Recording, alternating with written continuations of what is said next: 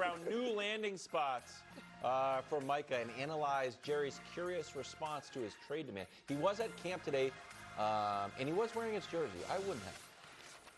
But no pads and just No, but just like he kind of has a jersey Typical on. holder. Yeah, I would have had just like a shirt on. I would have had a button. What a button custom-made down. Steelers Micah Parsons. Yeah. What? I like it. That's negotiation. I'm from Pennsylvania. It's Meanwhile, negotiation. concerns for Caleb. Is that Caleb? The missing of the entire net. If you miss the little square, so be it. It's this one right here that misses. That last one, he was just ticked off. He was like, I'm done. I don't know. I think he's like, I'm going to hit that little square. It's not good. And finally, Lakers land Luka. Congratulations. That's a big deal. He signs his extension. Pelinka celebrates. I was LeBron so golfs. worried he wasn't going to sign. No, but it's the LeBron golfing part. Oh, really? I've got some hot takes about LeBron golfing. Oh, great. You sound like it. All right, bring him on. Well, are you going to have them? Are you going to do them, or are you just going to? Well, I don't know. I can't tell. Like sometimes when a professional athlete starts golfing, they start taking their eye off the ball.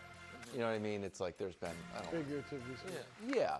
But other times I'm like, you know what? Steph's golfed throughout his career. Yeah, Jordan golfed throughout his career. Yeah, Ray Allen. But I understand what you're saying. Some guys, though, it's like, hey, a new thing, and they're not as like if your orthodontist is huge into golf, like you need to pay more attention to. Like this is Coward's take. You being an orthodontist? No, Coward's take is when he was starting his company, one of the first things he would ask people is, do they like golfing? Yeah, I buy that. The answer was yes. He wouldn't hire. I also think that he could, like, send golfing to another level. Oh, okay. Wow. We start with Micah's trade demand. No, I do. I think you'd be like, I'm interested in following his, like, golfing trajectory. Last week, Micah said point blank he didn't want to be a Cowboy anymore. Jumped straight to the trade demand. He didn't even delete his Instagram pictures. Just right to the trade demand. Here's Jerry Jones' response. He's not worried. Take a listen. I'm here. I do what I do. I love these guys. Frankly, I could be any place in the world. And I want to be right here. I want to be right here with camp. I enjoy these players. I enjoy Micah. As always, in any relationships, there are different moods at different times of your relationship. That's what it is. Don't lose any sleep over it. Okay. Micah was here today in the outfit that my old soccer coach used to wear to get the sweat out, and he has his jersey on underneath that. Nick, your reaction to the trade demand, because you weren't here Friday, you were playing cards, and Jerry's response. It's just truth. Well, I want to talk about Jerry's response first.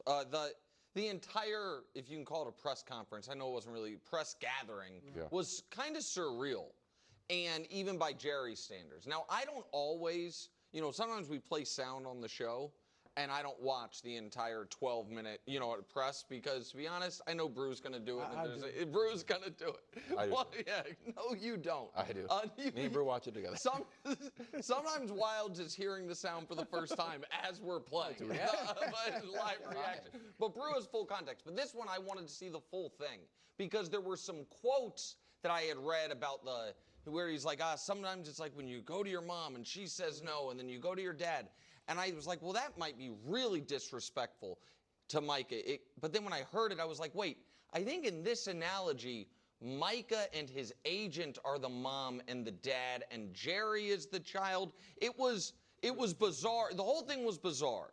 But what is very, very clear to me is two things. One of which is Jerry feels like they had an agreement, and he wants to stick to it.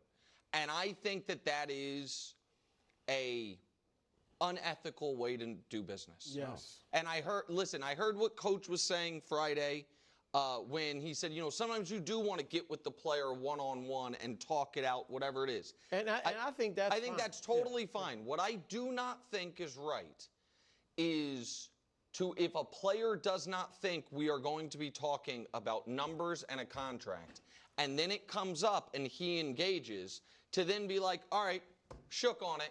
You know what I mean? Like you and I said, deal's a deal, because that is not Micah's expertise, and it is, whether it's actually Jerry's expertise or not, it's something he has done for years and years, and he loves doing it. My other big takeaway is this. Jerry wants to be the star of this negotiation. Yes.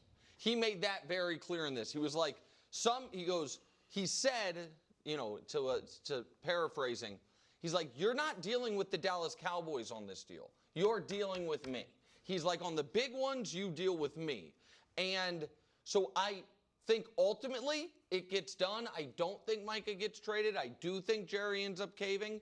But I also think, because he once again, Brew, in this press conference, said they weren't as loud for Micah as they were for CD. He keeps poking. Yeah. And he keeps, to me, insulting the guy while being like, I love Micah.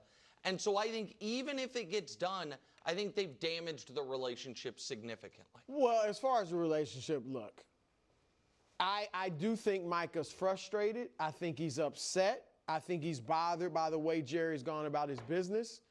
But when he gets that $200 million plus contract and signs it, I think everything will be good. I mean, he still may talk, with some player. Yeah, Jerry, I ain't like the way he did that. What was he? He was tripping, whatever. $200 million. But yeah. I mean, overall, it's going to be fine. A lot of stuff over. Remember, we saw with Lamar when Lamar they looked at other teams. Yeah. So everything is smoothed over. Obviously, it's lovey-dovey there now. But they never said, real quick, they never said bad things about it. No, it wasn't like this. It was not this bad. It was not this bad. Yeah. But I just think that, remember when Dak said a year ago, you don't really pay attention to what Jerry said. I mean, that's kind of, you could take that to be a real insult. Sure. So I just think it'll be fine. I agree with you. You probably saw me say it Friday. I think it's underhanded to negotiate with a player. Now, do I think they sat down and really talked hard tacks about the contract? No. But I think if Jerry, in the course of some conversation, and Jerry's like, how's $40 million a year sound? And Mike is like, sound good to me. Something like that. And Jerry's thinking they got a deal. Jerry would probably tell you that nothing is a deal until it's signed. And so why is he expecting different from Micah? And I don't know what, agents sometimes have problems with teams. I don't know if Jerry has an issue with his agent or what, but he's one of the most powerful agents in the NFL. Mm-hmm. So I don't get that. But at the end of the day, as I just said about the $200 million contract, this will get done. I do not think Micah's going to be traded. There's not a fiber in my being that thinks he's going to be traded. I do think, like I said, I think he's serious. I think there's a part of him that's sick of it and sure is ready. It would move on if it comes to that. I don't think he's like, I don't want to play for this team at all. Otherwise, why would you be there? Even if it was costing you $50,000 a day. If I was really serious, as like Diana Rossini reported, he's severing ties with the organization. If you're severing ties, I'm out of there. I'm not at practice. I get it. It's costing me some money, but I'm done with you guys. No, but hold on. But real quick, that he would have had to make that decision before training camp began. Because if he were to do that now, it's not $50,000 a day. Remember? So once you report, if you leave, it's no longer you lose $50,000 a day. It's that you have 5 days to come back, and then you're on ice for the year. Like it's the NFL. Do you have to go out on the practice field? No. I mean, I would do because do a more aggressive holding is what you're saying. And I'm fine Show with up, it. Walk outside, and sit down. Yeah, something like you stay in the inside. I don't know, just in your car. Yeah, this just doesn't look like you're going to the mattresses. Yeah. Other quote I get your reaction from. It seems like we forget that it's been less than a year, and I've paid the highest that's been paid in the NFL to Dak, and I paid a big price for CeeDee Lamb. He was second to Justin Jefferson. Anybody that says I'm not interested in financially rewarding my players hasn't been looking at the tea leaves. So do you expect him to be number one over everybody? Yeah, no, I do. I don't know that it's going to be 45, but I think it's going to be number one.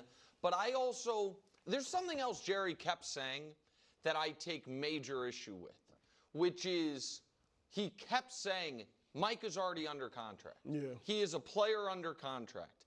And I feel incredibly differently about players during their second contract negotiating for a third, so a la Trey Hendrickson or the Chris Jones deal, whatever it was. There you go, got Trey Hendrickson in the show. Versus a rookie extension. Because the contract Micah is currently under, he was not able to negotiate. He was not able to barter on, and he has played out the entirety of his 4-year rookie contract. If he were a second-round pick, not a first-round pick, he'd be a free agent right now or a franchise tag. There's a 5th-year option, which, again, he has no say in, which was put in place for 2 reasons. One is to give teams primarily a little more... An advantage. Yes, an advantage, but the real reason for it was for borderline guys. Homegrown guys who've shown flashes, but you don't. Late, maybe. Yeah, some pop late or dealt with an injury. Guys where there's a question mark that you get to keep them. It was 5th-year option was not put in place so instant superstars could be held hostage by the team under market, which is why you're seeing every other star from his draft class has gotten paid already. And so, if I understand the frustration from a team, if a guy negotiates for a second contract at $20 million a year and 2 years in is like, damn, should have gotten 25, I want more. That's not this. Micah did not negotiate the deal he's on right now. It's rookie contract, it's slotted, there's nothing he could do about it, and he deserves to be paid. I agree with you. He certainly deserves to be paid. I agree with you, and we see teams break contracts when they're not guaranteed all the time. That said, this is where Jerry and the Cowboys and the owners in general have all the leverage, because he theoretically could let Micah sit on this contract and play. Maybe Micah would fake an injury and not whatever, but play out this contract and then franchise him for a year or 2. And the franchise so they do have all the leverage. We're talking about Micah making $40 million a year. He's making $24 this year, and the franchise tag next year would not be much more than that. So it would be, like you said. It would be punitive. It would be very punitive compared to where the actual top of the market is. CD signed late August 26th. Dak signed September 8th. The idea that we're going to go a few weeks and miss training camp, that is valuable, even if you're in the meetings. If he comes out rusty against the Eagles, it's going to be... And more importantly than comes out rusty. Oh, sorry. No, that's it. It's like, why wasn't he a factor against Jalen Hurts? Yep. Well, because Jalen Hurts is awesome, 1. And 2, it's because you didn't get the deal done, so he's been just hanging out on the sideline. And rusty is not the biggest concern. The biggest concern is a soft tissue injury. Oh. For guys who, you know, a lot of hamstrings and calves and stuff. For guys, that's 2 Trey Hendrickson. Don't worry, we got a Trey Hendrickson covered. Trey Hendrickson's mom was like, "Are they going to talk about Trey?" Yes. No contract yet for Micah, but new contract for Luka. He signs his 3-year, $165 million extension. Here he is after inking the deal. Yeah, honestly, I think we have a great team. We have what we need to compete for the championship. You know, our bring, we're already, brought, try to win every game, no matter what. And, you know, we got some new great guys being on the team, and, you know, we're going to go for it. Looking slim.